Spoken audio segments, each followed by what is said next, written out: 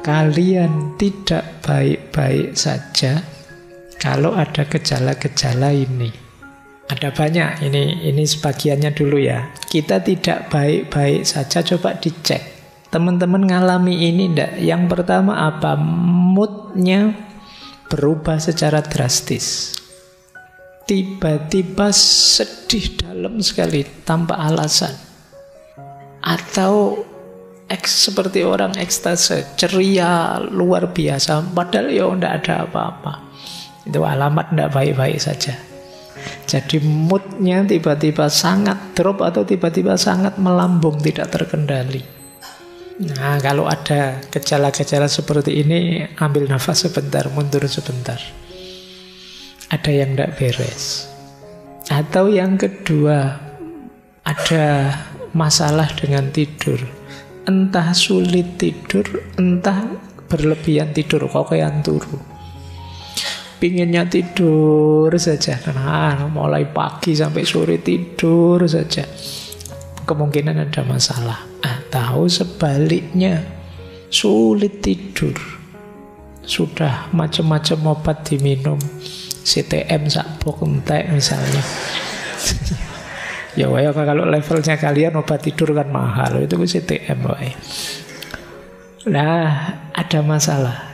Jadi kalau kalian berhari-hari sulit tidur, mungkin ada problem dengan mental.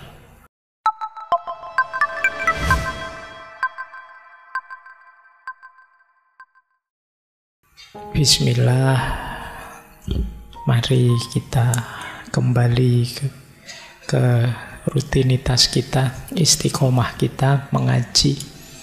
Malam hari ini kita akan membahas tema yang sudah disampaikan oleh teman-teman MJS. Bulan ini kita membahas tema agama. Sengaja saya dahulukan kesehatan mental karena situasi belakangan mungkin agak memprihatinkan tentang kesehatan mental ini. Nah, makanya kita ambil sesi awal ini tentang agama dan kesehatan mental. Semoga teman-teman yang menghadiri ngaji ini semuanya sehat ya secara mental. Saya tidak sering-sering bilang semoga lah, biar kalian nggak sering-sering bilang. Ini dianggap kampanye. Baik, kita mulai ya. Ini belajar beneran ya, versinya ngaji filsafat. Jangan dibayangkan ini nanti semacam psikoterapi ya, apa enggak ya. Kalau kalian merasa ada gangguan mental ya ke psikiater. Ya. Jangan dianggap saya psikiater atau psikolog, nanti dianggapnya begitu. Kita menjelajahi teori-teori, kemungkinan-kemungkinan, termasuk sejauh mana sih agama bisa berperan dalam kesehatan mental kita. Baik, bismillah ya, kita mulai.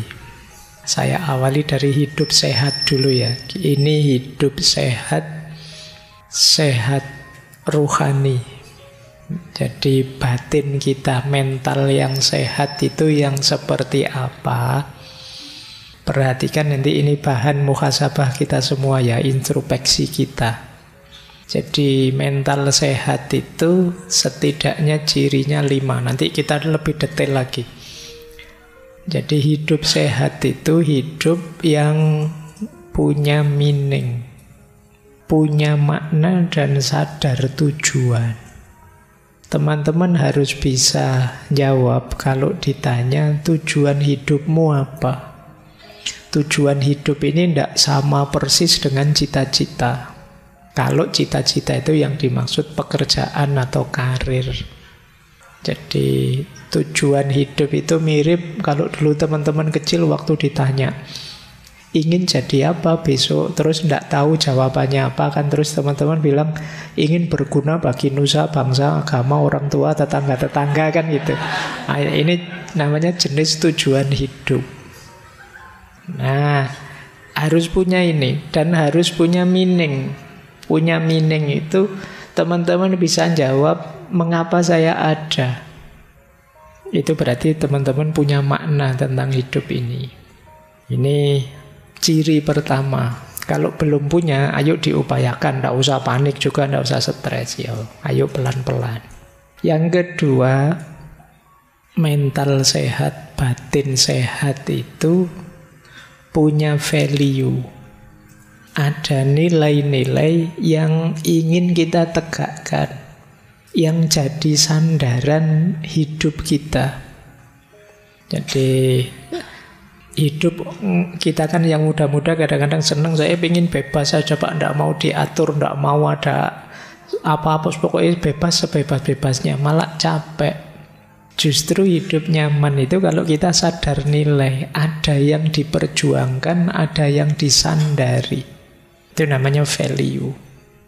Orang sebebas apapun sebenarnya secara tidak sadar juga punya value-nya sendiri.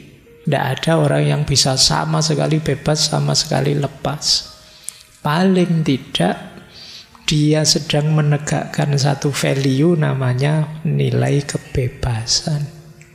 Jadi tidak ada orang yang tidak terikat oleh apapun. Setiap orang terikat oleh nilai yang dia anggap baik, yang dia anggap benar, yang dia anggap berharga. Itu kedua. Orang yang tidak punya nilai, tidak menghargai tatanan, tidak menghargai standar-standar hidup, dia akan sulit untuk berkembang. Yang ketiga, transenden. Transenden ini maksudnya kita sadar bahwa hidup ini ada sesuatu yang lebih besar, lebih tinggi, yang melampaui diri kita dan mempengaruhi kita. Kita kalau sendirian, tanpa yang lebih tinggi itu, kita itu lemah. Banyak kekurangan-kekurangan. Tapi ada yang lebih kuasa, lebih tinggi, melampaui kita, yang membawa pengaruh pada hidup kita. Ini dimensi transenden namanya. Ya kalau yang beragama biasanya ditegaskan itu ya Tuhan. Tapi mungkin ada orang lain yang dianggap melampaui dirinya, itu mungkin bisa nilai tertentu, bisa wawasan tertentu, dan lain sebagainya. Nanti ada penjelasan panjang tentang transendensi. Kemudian hidup dengan batin sehat itu adalah connecting. Kesadaran bahwa kita ini tidak sendirian. Saya tidak ada artinya apa-apa tanpa kalian.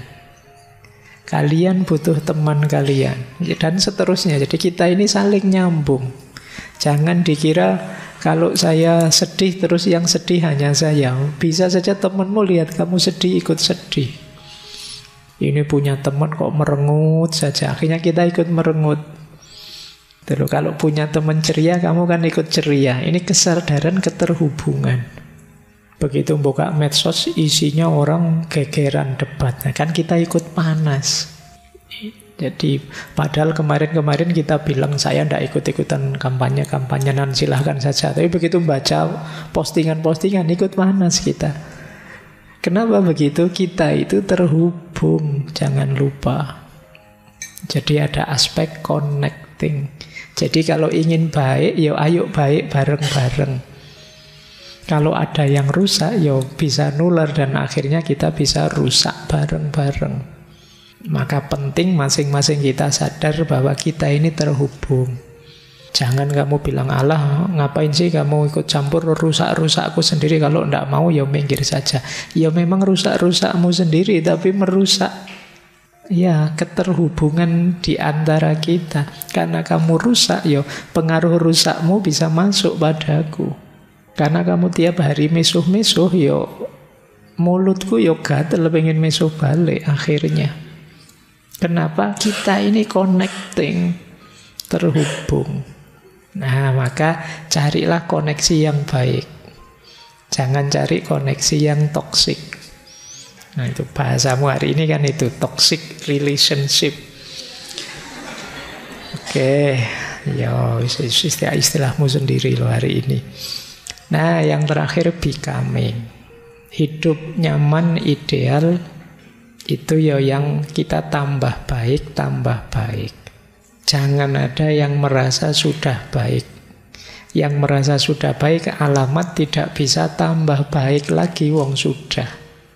Jadi kita itu ya sebut saja lumayan baik, tapi masih bisa lebih baik lagi. Ada banyak hal dari diri kita yang bisa diperbaiki lagi. Untuk membangun pride, kebanggaan diri, ayo membuat diri kita lebih baik lagi. Meskipun kecil. Dan ayo kita sadari ini. Kemungkinan teman-teman yang merasa kecewa dengan dirinya, merasa hancur hidupnya, itu tidak melihat dirinya yang bisa tambah baik lagi. Entah dalam hal apa. Meskipun hanya kecil, ayo kita akui itu, bahwa saya sudah lebih baik kok Pak. Meskipun sangat kecil, tidak apa-apa. Itu menumbuhkan pride-mu pada dirimu. Pak, saya kalau tahun lalu sholatnya bolong-bolong Pak. Alhamdulillah sekarang masih bolong, tapi tinggal sedikit bolongnya. Nah itu kan lumayan, ada yang lebih baik. Pak, kemarin saya sholat subuh mesti telat Pak, jam 7 baru bangun. Alhamdulillah sekarang jam 6:30 sudah bangun. Loh itu kan tambah baik, lumayan. Akui saja kamu lebih baik, tidak apa-apa. Menumbuhkan pride, kebanggaan pada dirimu. Meskipun sedikit, saya lebih baik sekarang. Kalau gagal di satu aspek, cari di aspek yang lain, yang di situ kalian tumbuh lebih baik. Ini untuk menghindarkan dari rasa putus asa, rasa frustasi bahwa kamu itu tidak ada baiknya, kamu itu gagal semua, kamu itu hidupmu hancur, tidak ada yang baik yang kamu lupakan. Nah itu becoming. Jadi ayo teman-teman, ada 5 aspek hidup sehat secara batin, secara spiritual yang penting kita perhatikan apakah kita sudah sehat dalam 5 aspek ini. Jadi yang pertama makna, meaning, yang kedua values, yang ketiga transcendent, yang keempat connecting, dan yang kelima becoming. Saya lanjutkan. Nah sekarang kita bahas dulu ya tentang kesehatan mental. Saya tidak tahu kalian ada di mana. Ini kurvanya jungkel ke bawah. Yo yang paling sehat ya tentu saja level no distress, kita normal. Tapi jarang ada orang yang total normal sehat, ndak ono stres belas. Agak sulit. Setiap orang punya masalahnya sendiri. Yo paling tidak kalian adalah di level kedua, yaitu mental distress. Ada tekanan, ada masalah, tapi masih bisa kita atasi. Jadi ini yang kedua. Semoga kita paling tidak ada di sini lah ya. Jangan ada di yang ketiga. Kalau di yang ketiga ini agak sedang sebutannya. Kalau tadi ringan, ada gangguan mental yang signifikan. Nanti ada banyak cirinya. Kalau ini, kalian harus hati-hati. Semoga bisa diatasi. Karena kalau tidak bisa diatasi, jatuhnya di yang paling bawah. Gangguan mental. Mental illness. Nanti kita sebut ciri-cirinya ya. Tapi ini untuk parameter saja. Kalau sudah sakit mental itu yang memutuskan tetap dokter ya, psikiater. Yang ahli di bidangnya. Makanya kalian tidak usah ngarani temenmu, wah edan kamu sekarang itu, enggak lah. Ke dokter lah dulu, tidak apa-apa. Mungkin gangguan tadi masih terganggu karena ada masalah. Mungkin stres kecil-kecilan, tidak masalah. Toh nanti lama-lama bisa diatasi sendiri. Mungkin ketika gangguan itu menyerang kamu stres beneran, tapi lama-lama bisa ngatasi. Jadi itu paling di level 3. Jadi pas diputus kemarin ndak bisa tidur tapi sekarang sudah bisa Pak. Ndak lama kok Pak, paling seminggu selesai. Nah, itu berarti kamu di yang ketiga. Tapi kok terus-terusan kamu stres terus kamu bisa masuk ke yang keempat. Kalau ini sudah perlu bantuan psikolog, psikiater. Minta diantar temennya ke. Ndak apa-apa. Jadi ini kalian perhatikan dulu ya kesehatan mentalmu. Nah, cirinya mental sehat Ini secara umum. Kalau tadi kan ranahnya, kalau ini ciri konkretnya. Yang pertama, emosinya seimbang. Emosi seimbang itu bukan tidak bisa marah, stabil, terus tidak begitu. Ya kadang marah tapi bisa ngatasi, kadang kecewa tapi bisa ngatasi. Kadang dikit-dikit ada putus asanya, tapi ya bangkit lagi. Ini namanya seimbang. Orang hebat itu bukan yang tidak bisa marah sama sekali, tapi yo kadang-kadang marah, tapi terus dia bisa mengatasinya sendiri. Nah, ini namanya seimbang.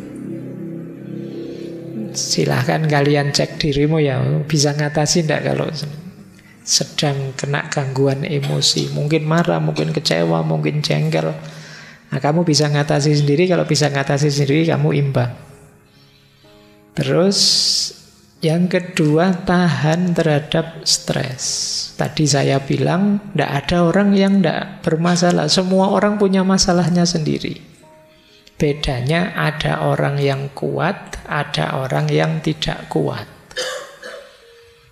Ada yang masalahnya kecil saja rasanya besar. Ada yang ini masalah besar loh tapi rasanya kecil. Mahasiswa itu ada yang cuma satu mata kuliah dapat C. Itu stresnya luar biasa.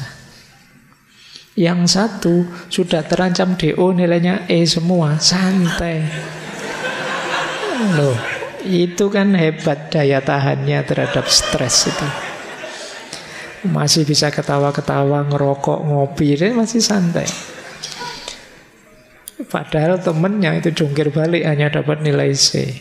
Nah, ini urusan daya tahan kamu hebat. Atau jangan-jangan sudah level sakit tadi. Jadi ini daya tahan ya. Ayo latihan untuk menghadapi tekanan. Karena tidak mungkin hidup itu tanpa tekanan. Jangan mau selalu dituduh generasi Z itu dalamnya rapuh seperti stroberi. Ndaklah, kalian kuat kok. Bisa dilatih sejak sekarang. Nah, yang ketiga, mental sehat itu pergaulannya juga sehat. Hubungan sosialnya sehat. Bisa berteman. Jadi enak kalau diajak bergaul, itu berarti sehat. Karena ada orang itu yang sosialnya kacau. Tiap kali punya teman masalah, terus jengkeli orang, nyusahi orang, ngerepoti orang. Hubungan sosialnya tidak bagus. Nah, kalau kalian banyak sekali teman, banyak yang respect dengan kalian, itu kemungkinan hubungan sosialmu bagus. Nah, itu ciri-ciri mental sehat. Kemudian yang keempat, percaya diri. Pede, mau apa-apa, siap. Nah, itu percaya diri. Kamu yakin bahwa kamu bisa. Kalau gagal, ya bangkit lagi. Mungkin tadi ada yang keliru, ada yang kurang, ada yang salah. Biasa dalam hidup. Siap bangkit lagi. Aslinya saya bisa kok, Pak. Kok gagal terus? Ya berarti yang tadi tidak asli, Pak. Nanti kalau sukses, itu aslinya. Nah, gitu loh, biar kamu percaya diri. Jadi, wong manusia itu makhluk potensi. Kamu bisa jadi apa saja. Sejauh kamu mau dan siap untuk belajar. Maka percaya dirilah. Yang kelima, mentalmu sehat kalau kamu mampu mengambil keputusan sendiri. Banyak yang kalau mau ngambil keputusan bingung. Tanya temen ini, tanya temen itu. Akhirnya bingung sendiri. Terus dipikir lagi, kok belum mantap ya tanya lagi. Sudah apa yang istikharah bolak-balik sudah buka Al-Quran. Kan ada itu, saya dulu pernah dikasih petunjuk begitu, dibuka Al-Quran baris ke-7, tentang apa, itu jawabannya kan gitu. Wis bolak-balik begitu kok beda-beda terus ayatnya, Pak. Bingung saya, Pak. Terus tanya teman masih bingung.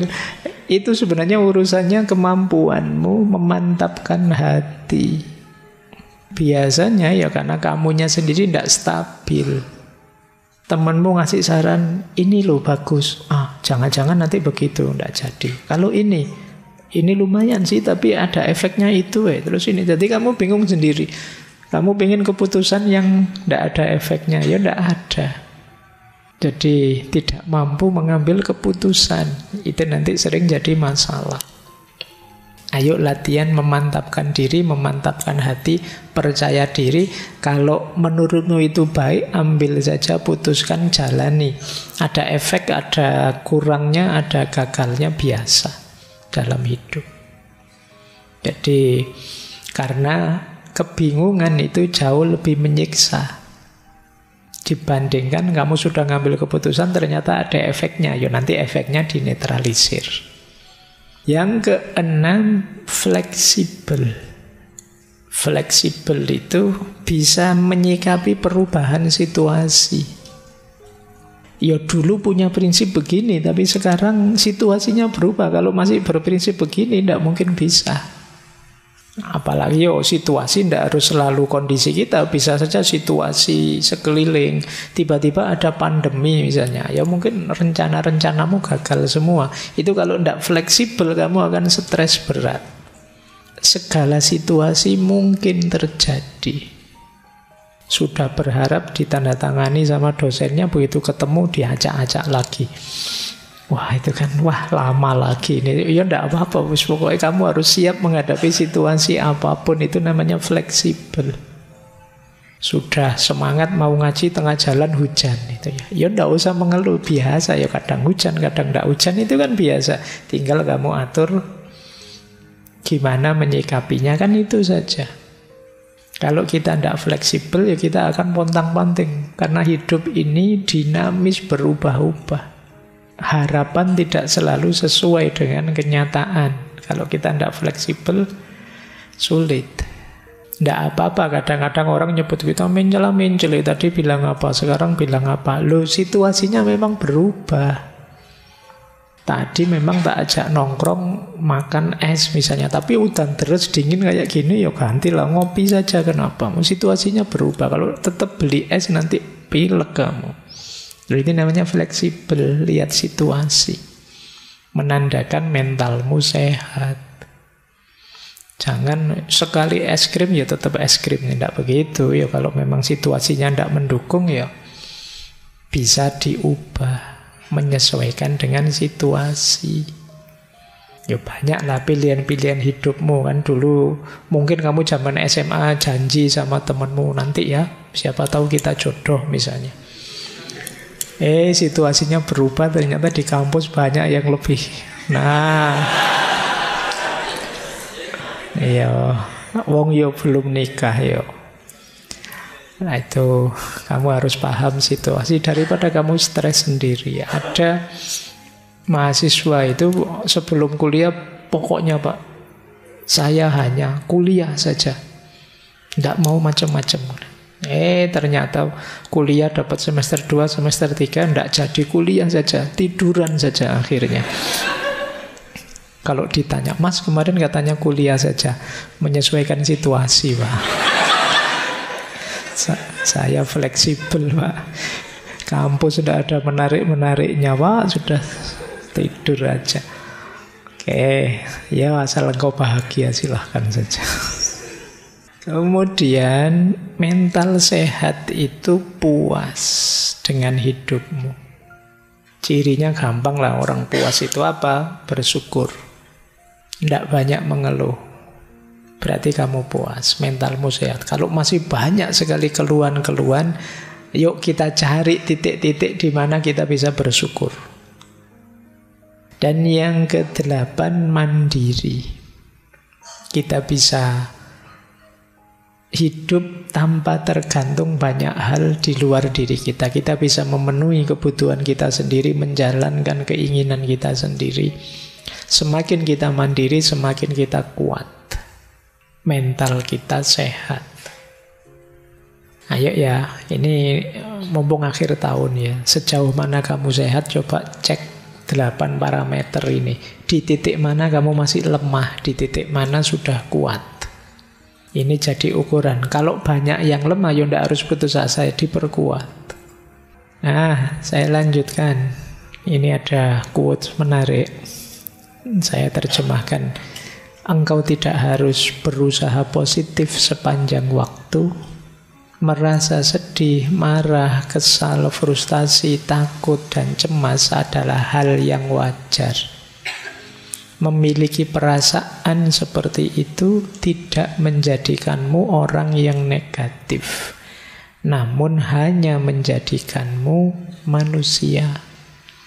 Kok saya mudah sedih, Pak, marah, Pak, kesal, frustasi, takut, cemas. Saya kok begini sih, Pak? Ya enggak apa-apa, manusiawi. Problemnya bukan kamu punya perasaan itu apa enggak, caramu merespon perasaan-perasaan tadi. Itu nanti menentukan mentalmu sehat, kamu sudah dewasa atau belum. Manusia wajar saja, kadang bisa sedih, kadang marah, kadang kesal, kadang frustasi. Tidak apa-apa. Jadi kalau kalian ngalami, kalian sadari saja.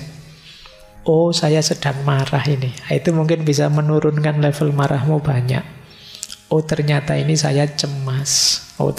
Banyak kita yang panik, tidak sadar, bingung. Akhirnya seolah-olah kalau sedang kesal, sedang takut, sedang cemas itu sesuatu yang tercela. Padahal manusiawi saja. Tergantung nanti kita menyikapinya, ini yang lebih penting. Kalau kita tidak menerima perasaan ini, kalau kita menyangkal, denial, itu kemungkinan salah respon. Wong marah tapi ndak kok, saya ndak marah. Kata siapa marah tapi karo melulu-melulu. Ya sudah jelas marah tapi ndak diakoni. Kalau marah itu sulit disembuhkan. Sudah jelas takut, saya ndak takut. Saya tidak takut. Ya kamu bilang gitu menunjukkan kamu takut sebenarnya. Diakui takut, terus direspon secara positif. Jadi itu dulu saya pernah di pesantren itu, di satu kamar mandi yang kan dirumorkan sebagai angker. Nah, satu ketika teman saya malam-malam masuk ke situ, tiba-tiba ada angin, pintunya gebrak sendiri. Wah, dia terus berdiri sambil teriak-teriak, aku ora wedi, aku. Ya. Lah iya. Oh, dia bilang tidak takut, justru itu menunjukkan dia ketakutan. Gitu. Kita sering begitu, untuk nutupi sebenarnya kita takut. Oke ya, tidak apa-apa. Orang itu wajar saja. Kadang sedih, kadang marah, kadang kesal, kadang frustasi, kadang cemas, kadang takut. Itu masih belum negatif. Bisa negatif kalau respon kita salah. Itu menunjukkan kita masih manusia. Kita bukan mesin. Kalau mesin enak, diprogram sabar, terus ini sabar, terus tidak bisa nanti diprogram tawakal terus gampang kalau mesin. Kalau manusia kan tidak sesimpel itu. Makanya yuk latihan pelan-pelan untuk menyikapinya secara positif. Nah, ini menarik untuk bahan muhasabah ya. Kadang-kadang kita mempertanyakan diri kita, apakah aku normal, Pak?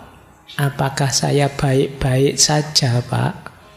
Kalian tidak usah takut, tidak usah frustasi, tidak usah galau kalau merasa tidak baik-baik saja. Wong normal tidak normal itu tergantung parameternya. Di situ saya tulis misalnya, normal dan tidak normal itu bisa dari banyak pendekatan. Bisa normal tidak normal itu pendekatannya sosiokultural, sesuai kewajaran di tengah masyarakat. Kadang-kadang di masyarakat tertentu ini normal, di masyarakat yang lain tidak. Nah, jadi kadang-kadang kalian juga begitu, merasa tidak normal karena tidak cocok saja dengan kesepakatan masyarakatnya. Mungkin tidak ada hubungannya dengan benar salah, tapi yo kalah dari sisi populer saja. Di situ saya kasih contoh ini. Kalau di buku ada contoh, di budaya tertentu menangis meratap pada pemakaman orang asing itu biasa. Tapi di budaya yang lain dianggap tidak normal. Wong pemakamannya orang asing kok sampai menangis meratap-ratap. Nah ini namanya budaya. Ada satu daerah Kalau teman-teman disuguh makan, harus habis. Tapi di daerah yang lain, kalau teman-teman disuguh makan, justru jangan habis. Nah, itu kenormalan yang berbeda dari kultur yang berbeda. Kenapa sih logikanya kok yang di sini harus habis? Ya biar tidak mubazir. Sementara yang sini jangan sampai habis, biar kita tidak dianggap nek basa Jawa ini geragas. Disuguhi banyak sekali yo, habis semua kan gitu. Ya, makanya kalian harus pinter-pinter ya kalau bertamu di tempat yang jangan sampai habis ya, kalau ngambil makanan yang banyak nanti biar tidak habis. Nah, kalian harus paham budaya. Jadi normal dan tidak normal ini berdasarkan budaya. Ada yang berdasarkan fungsi, namanya pendekatan fungsional. Disebut normal kalau kita bisa melakukan apa saja sendiri, mandiri. Bisa makan sendiri, bisa sekolah sendiri, bisa jalan sendiri, bisa apa-apa mandiri. Terus, oh berarti kamu sehat.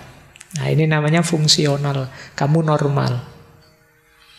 Nah, yang tidak bisa sendiri, perlu bantuan, perlu dorongan, orang menyebutnya tidak normal. Ini namanya pendekatan fungsional saja.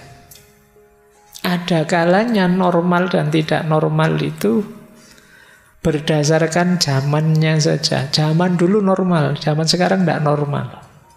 Di buku ada contoh, zaman dulu kalau ada guru mukul muridnya, biar muridnya kapok, biar muridnya jadi tidak nakal lagi, itu biasa. Tapi sekarang bisa dilaporkan polisi gurunya. Nah, normalnya berubah hari ini. Nah, ini pendekatannya sejarah. Makanya kalian jangan kaget, kan banyak itu sekarang yang lapor-melapor guru dan murid itu. Zamannya berubah ternyata. Tidak sama dengan dulu. Kalau zaman saya kuliah dulu, ya kadang-kadang setiap hari Senin itu gurunya ganti penggaris. Iya, karena tiap hari Senin kita disuruh baris, dilihat kukunya. Kalau panjang-panjang kukunya dipukul pakai penggaris, gitu ya. Kadang sampai penggarisnya patah. Itu kalau hari ini bisa ditangkap polisi, gurunya dianggap penganiayaan. Tapi zaman dulu normal. Itu berarti pendekatan sejarah normal tidak normal itu. Ada kalanya pendekatan situasional, ya lihat situasi. Di situasi tertentu normal, tapi di situasi yang berbeda ya tidak normal. Kamu kuliah misalnya pakai baju tidur, orang menyebut kamu itu tidak normal, kuliah kok pakai baju tidur. Nah, berarti apa? Salah situasi, bukan berarti pakai baju tidur itu keliru, tapi tidak pas situasinya. Nah, kalau baju tidur kamu pakai tidur baru pas. Ini namanya situasional. Situasinya apa, kamu melakukan apa. Normal dan tidak normalnya tergantung situasi. Ada pendekatan medis. Kalau ini ya berdasarkan vonis ahlinya. Kalau ingin tahu normal atau tidak, ketemu dokter, ketemu psikiater, ketemu psikolog. Ada normal dan tidak normal itu berdasarkan statistik mayoritas. Itu seperti syairnya Ronggo Warsito itu, menangi zaman edan. Di zaman edan justru yang waras akan dianggap edan karena semua orang edan. Kalau semua orang sudah edan, yang tidak edan akan dianggap edan. Yang waras dianggap tidak normal karena semua orang sudah tidak normal lagi. Ini namanya statistik. Misalnya ngaji filsafat ini, semuanya setuju filsafat. Kalau ada satu yang anti filsafat, ini kan dianggap tidak normal. Ini normal dari aspek statistik. Mayoritas, minoritas. Jadi kalian tenang saja kalau ada orang bilang, kamu itu dasar tidak normal. Lu tidak normal dari perspektif apa dulu? Apakah perspektif kultural? Apakah perspektif sejarah? Apakah...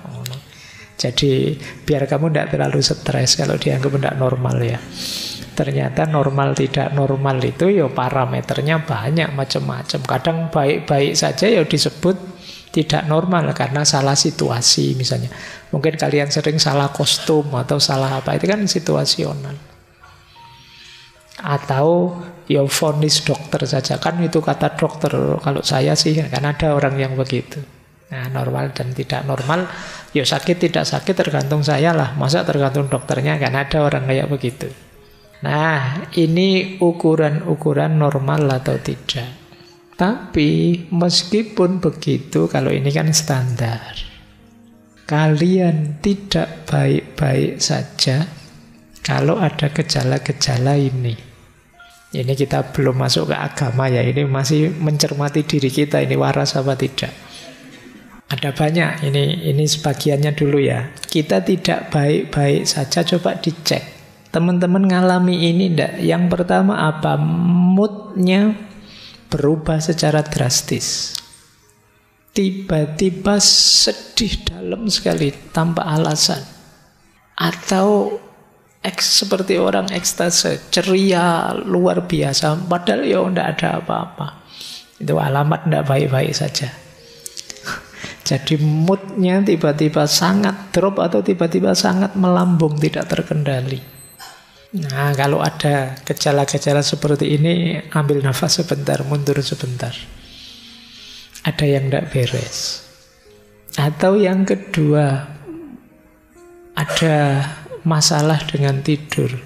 Entah sulit tidur, entah berlebihan tidur, kokean turu. Pinginnya tidur saja. Nah, mulai pagi sampai sore tidur saja. Kemungkinan ada masalah. Atau sebaliknya, sulit tidur. Sudah macam-macam obat diminum, CTM sakbok entek misalnya.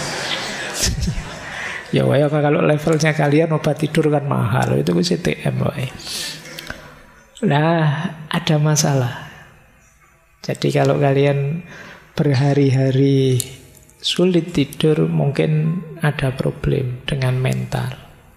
Yo, kalau ndak bisa tidurnya malam ini saja atau 1-2 malam, mungkin karena kokean ngopi atau karena ada apa, itu mungkin bisa. Memang niatnya melekan mungkin bisa, tapi yang terus-terusan ndak bisa tidur ada masalah pasti. Atau yang ketiga, berat badan naik drastis atau turun drastis, alasannya ndak jelas. Kamu ndak sadar, tiba-tiba kok naik atau tiba-tiba turun, mesti ada masalah. Ya kan, tapi kalau kamu sengaja diet atau sengaja makan banyak, itu beda, memang kamu sengaja. Tapi ini kamu sebenarnya tidak ingin diet kok tiba-tiba kurus. Kamu juga perasaan makan itu biasa-biasa tapi kok gemuk, atau selera makanmu tidak terkontrol, kemungkinan ada masalah. Atau kamu menyendiri, kamu pingin sendiri, tidak mau diganggu dalam waktu lama, kemungkinan kita tidak baik-baik saja. Ingin mengisolasi diri terus, tidak nyaman saya Pak dengan orang lain, saya pingin dengan duniaku sendiri, tidak mau diganggu. Kemungkinan kita tidak baik-baik saja. Atau susah berkonsentrasi, ngambil keputusan susah, selalu bingung. Sekedar pingin makan di mana malam ini, itu mikirnya suwi banget. Stres gara-gara itu. Kok kamu kurus? Saya mikir Pak, mikir apa? Mikir makan di mana. Tiap hari begitu Pak, jadi ada masalah Pak. Hal-hal biasa-biasa jadi sulit kamu putuskan. Kadang-kadang kita kemarin menyebutnya yang begini kan overthinking, untuk hal-hal yang tidak penting. Kemungkinan kita tidak baik-baik saja. Ayo ya. Yo, kalimat saya tidak baik-baik saja itu yo, saya tidak berani bilang kamu kesehatan mentalmu agak terganggu, tapi mungkin ada hal-hal yang perlu kamu perbaiki. Masih ada lagi, yaitu tingkat energimu drastis berubahnya. Ada ndak yang teman-teman tiba-tiba mudah lelah? Biasanya saya itu sehat loh Pak, sekarang Jalan sebentar ke kampus rasanya lelahnya luar biasa. Nah ini berarti energi kita tiba-tiba turun drastis. Atau ada gembira berlebihan yang tidak wajar. Cuma nonton apa gitu, ketawanya tidak selesai-selesai. Jadi kemungkinan kita butuh pelampiasan. Jadi kita butuh pelarian. Nah ini jangan-jangan kita memang tidak baik-baik saja. Apalagi yang ini, ada persepsi atau pola pikir yang terganggu. Mungkin ada yang mengalami delusi atau halusinasi, melihat yang sebenarnya tidak ada, atau membayangkan yang buruk-buruk sampai kamu sedih sendiri. Nah ini berarti kita tidak baik-baik saja. Ada lagi perubahan dalam perilaku. Jadi tiba-tiba sensi, ngamukan, tersinggungan. Kemungkinan ya memang tidak baik-baik saja. Atau merasa diri tidak bernilai. Mungkin kemarin pernah saya ceritakan, tiba-tiba ada mahasiswa yang curhat ke saya bahwa Pak, kenapa sih saya itu ada di dunia ini? Gunanya apa Allah itu menciptakan saya? Wong saya merasa tidak ada gunanya apa-apa. Saya itu beban bagi semuanya yang lain. Kalau ada yang pikirannya begini ya memang sedang tidak baik-baik saja. Ayo kita bereskan pelan-pelan. Jangan kesusu ngambil keputusan yang buruk-buruk. Jadi ini rasa tidak bernilai. Apa sih gunanya aku, siapalah aku, dan lain sebagainya. Atau kalau yang terakhir ini mungkin agak unik. Ini namanya psikosomatis. Psikosomatis itu sebenarnya gangguan jiwa, tapi merembetnya ke sakit fisik. Mudah sakit kepala, mudah nyeri, asam lambungnya naik, vertigonya kumat, dan lain sebagainya. Ini biasanya namanya psikosomatis. Kalau mau ujian, asam lambungnya naik. Itu psikosomatis namanya. Jadi sebenarnya itu pikiran, tapi yang mengimbas ke fisik. Jadi ini kebalikannya mensana in corpore sano. Dalam tubuh yang sehat terhadap jiwa yang sehat. Kalau ini dalam jiwa yang sehat ada tubuh yang sehat. Karena diawali dari pikiran, dari jiwa, mengimbas ke sakit fisik. Kalau dalam sejarah Islam kan ada cerita Imam Ghazali menyembuhkan, saya lupa, kalau bukan Al-Ma'mun ya Al-Amin, waktu muda. Yang dia ini sedang anaknya raja tapi jatuh cinta tapi tidak berani ngomong. Karena ya dia anaknya raja yang dicintai mungkin orang biasa. Sampai kemudian jatuh sakit. Nah, kan jatuh cinta tidak berani ngomong bisa jadi sakit. Ini namanya psikosomatis. Yang itu tidak ada tabib yang bisa menyembuhkan. Akhirnya sama Imam Ghazali, ketika beliau diminta nasihatnya gimana agar pangeran ini sembuh, sama Imam Ghazali, Imam Syafi'i, sama Imam Syafi'i dibisikilah nama-nama jalan seluruh kota. Pas nama jalan di mana perempuan yang dia jatuh cinta ini tinggal, pangerannya melek.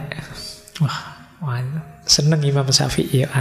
Mesti hubungannya dengan jalan ini. Terus coba cari nama perempuan-perempuan semua yang tinggal di jalan itu. Dibisikkanlah ke telinganya pangeran itu, dan begitu pas nama perempuan yang dia cintai, kaget dia. Tiba-tiba bangun. Ternyata kuncinya di situ. Jalan keluarnya gampang, dikawinkan. Wong anaknya raja kan gampang. Kalau kalian tidak tahu saya. Kalau kalian stres koyo apa meskipun ketahuan penyakitnya, kalau kayak gitu tidak jaminan juga. Kalau anaknya raja sih gampang. Baik, saya lanjutkan. Kalau ada ciri-ciri tadi berarti tidak baik-baik saja kalian. Ayo ya, mulai kita sembuhkan diri kita pelan-pelan. Ini saya ada kalimat menarik dari Lewis, The Problem of Pain. Kata dia, rasa sakit mental itu tidak sedramatis rasa sakit fisik, namun lebih banyak terjadi dan lebih sulit ditanggung. Upaya yang sering kita lakukan untuk menyembunyikan rasa sakit mental biasanya menambah bebannya. Lebih mudah mengatakan gigiku sakit daripada mengatakan hatiku hancur.